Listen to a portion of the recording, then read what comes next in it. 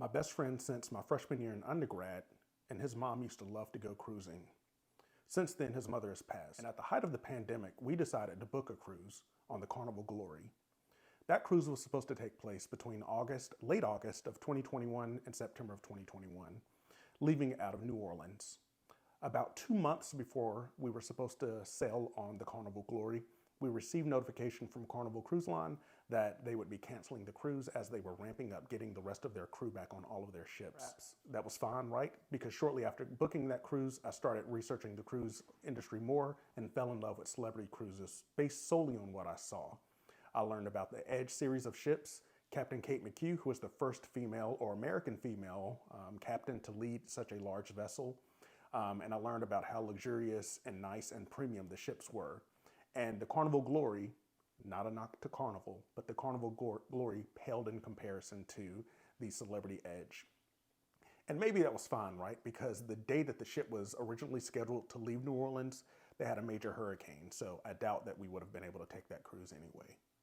So we booked our cruise on the Celebrity Edge that took place leaving Fort Lauderdale on Easter of 2022. And it was an amazing experience. Again, we booked this cruise and this cruise line because we wanted to cruise with Captain Kate, who unfortunately for us had taken leadership of the Carnival, or the Celebrity rather, the Celebrity Beyond on the same day that we were supposed to be leaving, or that we ended up leaving on the Celebrity Edge. So she was leaving France, about to head out to pick up their first set of paying clients on the Celebrity Beyond, and we were leaving Fort Lauderdale to head to Nassau and Costa Maya. We had an amazing experience on the Celebrity Edge, so much so that within a week of returning, we decided to book another cruise on the same vessel for later that year. Since joining the cruising industry, or at least joining it as a passenger and someone who really, really enjoys it, I've read a lot about cruising. I watch a lot of YouTubers like Emma Cruises, The Ship Life with Justin, Tips for Travelers, and I really, really enjoy watching their content. But I oftentimes read the comments, and the things that I see and read from folks, particularly folks who aren't fans of cruising, are just so frustrating and quite frankly gross. And it seems, based on their comments, that most of them have never been on a cruise, yet they're condemning cruising. So some of the things that I hear is that cruises are for poor people or working class or blue collar people. Maybe that's true, right? I think cruising it seems to be a relatively neat way for folks to go out and experience a bunch of different places at one time without having to pack up their hotel each night and then travel however they would normally travel to those locations. And I get it. If you want to go and experience a country and all it has to offer, you're not going to do that on any cruise, right? I don't know that I would say it was necessarily for poor people, because there's an entire sector of the cruise industry that is dedicated just for really well-off people. So that is a very short-sighted and quite frankly wrong assumption about cruising. The other thing is that it's only for people that are party goers, people that want to go and eat as much and drink as much as they can and do little else. And the food is pretty awesome, at least on the few that I've been on. And the drinks are good too. But there's so much more to do on a cruise, like the really, really high-end world-class shows. There are all types of games and activities. There's swimming, there are spas, there are all types of things that you can do on a cruise.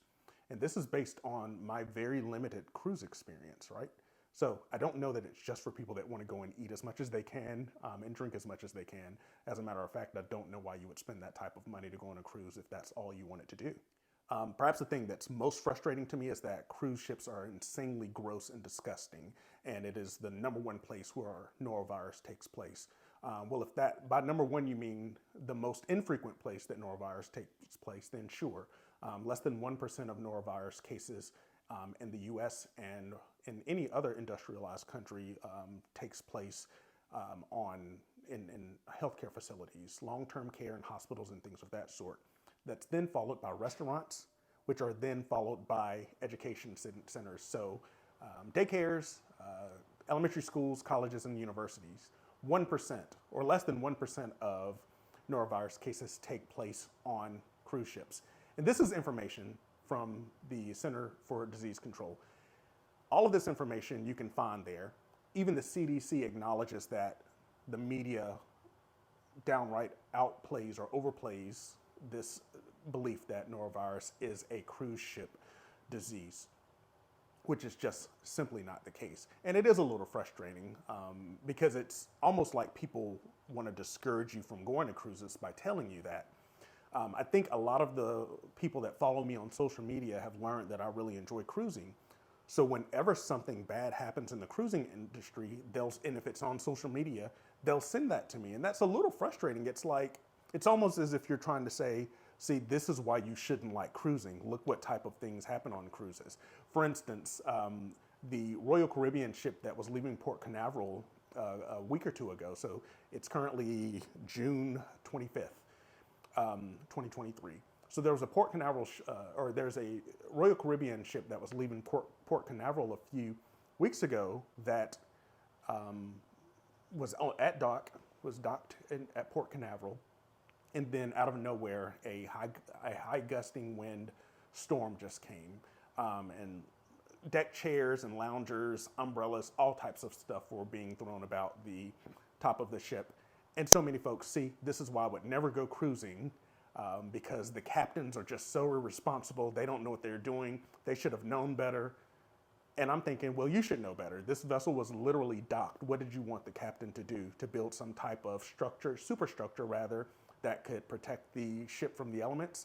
If you were on a beach at that time, you would have been hit by the same types of things, right?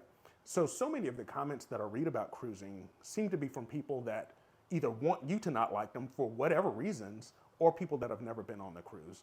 And if you've been on a cruise and you decided that it wasn't for you, fine.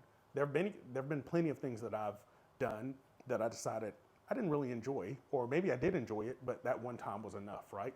And one of the things that I can think of are roller coasters. I rode the Titan in Dallas, Texas, a week or two after it opened. Great experience. Rode the Texas Giant shortly after that. Great experience, loved it. I'll never get on another roller coaster. That has nothing to do with anybody else that will ride a roller coaster. As a matter of fact, I will go with you to the amusement park and I will carry your bags and hold your hats and cell phones while you ride them. I don't have to get on one, and I'm not going to talk down on you because you like to ride it on a roller coaster. All that to say, if you don't like cruises, fine. There are some real legitimate reasons why you might not like cruises. I hear that they're very harmful to the environment. Perhaps that's the case. It may be very true that cruise ships are harmful to the environment. There are so many things that we do that are harmful to the environment. And one of those is simply exist, right? You might argue that you don't get to experience enough of the country. I would say that's probably very true. But for me, cruises are very, very fun because I get to experience a new place or a bunch of new places in a matter of one vacation. I get to really enjoy just being out on the ocean. It's such a serene, peaceful, relaxing, sometimes even a surreal experience. It's very nice on the Edge series of ships, for instance, with Celebrity. There are so many places around the vessel where you can go and be alone amongst thousands of other people and just relax. You can be in your stateroom, you can be in a lounge area, you can be in an eatery at a bar. There's so many places to go and enjoy and appreciate it. Unless something super major happens to me while I'm on a cruise, I don't know that I'm yet ready to write them off. In the same ways that I'm not going to tell anyone that they shouldn't do something because it's something that they really enjoy and I just don't happen to enjoy it.